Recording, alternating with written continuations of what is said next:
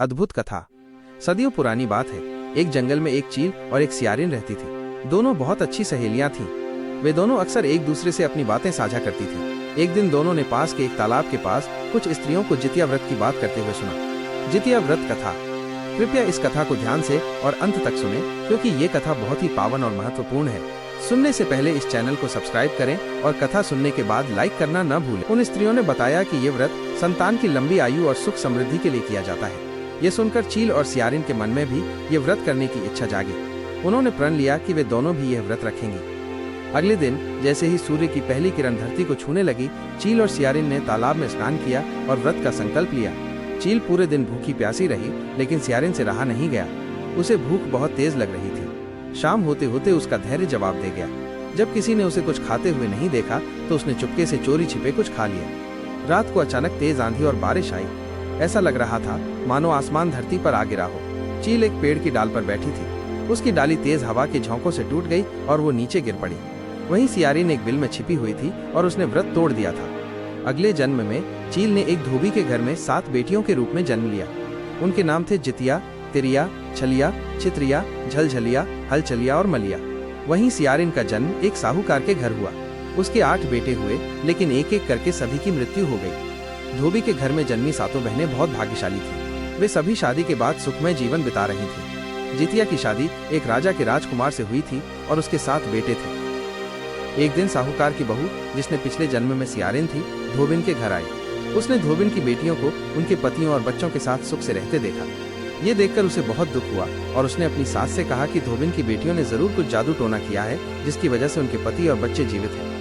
साहूकार की सास ने धोबिन की बहू को अपने घर बुलाकर पूछा, तुम्हारी सास ने कुछ जादू टोना किया है क्या, जिससे तुम्हारे पति और बच्चे जीवित हैं? धोबिन की बहू ने अपनी सास को बताया कि उनकी सास ने कोई जादू टोना नहीं किया है, बल्कि उन्होंने पिछले जन्म में जितिया व्रत किया था। इस वजह से उनका जीवन सुखमय है। ये सुनकर साहूकार की बहू को अपनी पिछली गलती का एहसास हुआ। उसे याद आया कि कैसे उसने पिछले जन्म में व्रत तोड़ दिया था। वो बहुत दुखी हुई और उसने अपनी सास से कहा, मुझे कुछ नहीं चाहिए, बस मुझे मेरी सास से मिलवा दो। साहूकार की सास ने धोबिन की बहू को जितिया से मिलवाया। जितिया ने अपनी पिछली जन्म की कहानी बताई कि कैसे उन्होंने एक चील और सियारिन के रूप में जन्म लिया था और कैसे उन्होंने व्रत तोड़ दिया था। जितिया ने बताया कि तुम्हारे पति और बच्चों की मृत्यु का कारण तुम्हारा व्रत तोड़ना ही था। साहूकार की बहू ने जितिया से पूछा, क्या मैं अब भी अपनी गलती सुधार सकती हूँ? जितिया ने कहा, हाँ बिल्कुल, इस बार तुम सच्चे मन से जितिया व्रत का पालन करो। व्रत के दौरान कुछ भी खाओ, पियो मत और भगवान से अपने पिछले कर्मों के लिए माफी मांगो। साहूकार की बहू ने ऐसा ही किया। उसने सच्चे मन से जितिया व्रत का पालन किया। व्रत के अंत में साहूकार की बहू के सभी 8 बेटे वापस आ गए। ये सब देखकर धोबी और उसकी पत्नियों ने भी खुशी मनाई। सभी ने कहा कि जितिया व्रत का पालन करने से व्यक्ति को अपने पापों से मुक्ति मिलती है और उसे सुख समृद्धि और संतान की लंबी आयु प्राप्त होती है। जितिया व्रत की महिमा। यह व्रत बहुत ही पावन और महत्वपूर्ण है। जितिया व्रत की महिमा अपार है।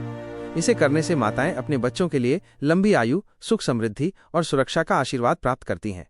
यह व्रत ये भी सिखाता है कि ईमानदारी और सच्चे मन से किया गया कार्य हमेशा फलदायी होता है। जितिया व्रत कथा में चील और सियारिन की कहानी हमें ये भी सिखाती है कि हमें अपने जीवन में कभी भी गलत काम नहीं करना चाहिए। अगर हम सच्चे मन से व्रत करते हैं तो भगवान हमें माफ करते हैं और हमें अपनी गलतियों को सुधारने का मौका देते हैं। यह व्रत 3 दिनों तक चलता है। एक पहला दिन अष्टमी। इस दिन व्रत का संकल्प लिया जाता है और व्रत रखने वाली महिलाएं रात में नहा धोकर चावल, चना दाल, दही और रोटी खाती हैं। इसे सरगही कहते हैं। 2 दूसरा दिन नवमी। यह दिन व्रत का मुख्य दिन होता है। इस दिन महिलाएं पूरे दिन और रात भर बिना पानी पिए रहती हैं। 3 तीसरा दिन दशमी। इस दिन व्रत का पारण किया जाता है। महिलाएं व्रत के अंत में चावल, दही और अन्य पकवान खाकर व्रत तोड़ती हैं। ये व्रत संतान के लिए एक अद्भुत कवच की तरह है, जो उन्हें हर तरह की बुराइयों और खतरों से बचाता है। इस कथा से हमें क्या शिक्षा मिलती है? ईमानदारी और सच्चाई। हमें हमेशा ईमानदारी और सच्चाई के मार्ग पर चलना चाहिए। सच्चा समर्पण और भक्ति हमें जीवन में सफलता और खुशी दिलाती है। प्रायश्चित। अगर हम कोई गलती करते हैं तो हमें सच्चे मन से उसका प्रायश्चित करना चाहिए। माफ करना। हमें अपने और दूसरों के गलतियों को माफ करना चाहिए। आशीर्वाद। ईश्वर का आशीर्वाद हमेशा हमारे साथ होता है अगर हम सच्चे मन से उसकी पूजा करते हैं। ये कथा हमें ये भी सिखाती है कि संतान का सुख ही सबसे बड़ा सुख है और हमें अपने बच्चों की खुशी के लिए हर संभव प्रयास करना चाहिए। जितिया व्रत कथा ने हमें ये भी बताया कि ये एक ऐसा व्रत है जो हर माँ को अपने बच्चे के लिए करना चाहिए, ताकि उसके बच्चे हमेशा सुख समृद्धि और लंबी आयु के साथ जी सकें। निष्कर्ष, जितिया व्रत कथा एक बहुत ही पावन और महत्वपूर्ण कथा है। यह हमें यह भी सिखाती है कि हमें हमेशा अच्छे कर्म करने चाहिए और हमारे कर्मों के अनुसार ही हमें फल मिलता है। अगर हम कोई गलत काम करते हैं तो हमें उसका प्रायश्चित करना चाहिए, ताकि हम अपनी गलतियों को सुधार सकें। अगर आप भी अपनी संतान के लिए सुख समृद्धि और लंबी आयु का आशीर्वाद चाहते हैं तो आप भी इस व्रत का पालन कर सकते हैं।